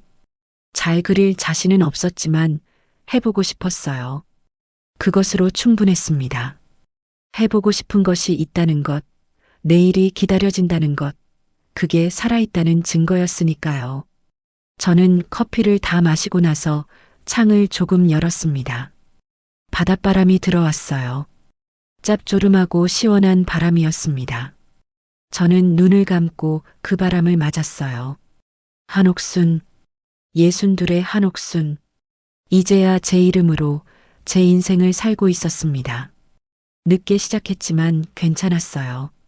지금이 딱 맞는 때라는 걸 이 바람이 알려주는 것 같았습니다. 창밖 바다가 조용히 출렁이고 있었어요. 오늘 밤도 내일도 그 바다는 거기 있을 거였습니다. 그리고 저도 거기 있을 거예요. 제 이름으로 제 자리에서 제 바다를 바라보며요. 오늘의 사연을 들은 여러분은 어떠셨나요? 내가 만약 사연의 주인공이었다면 어땠을지 댓글 남겨주세요. 그리고 구독, 좋아요, 알림 설정은 무료이니 꼭 한 번씩 눌러주세요.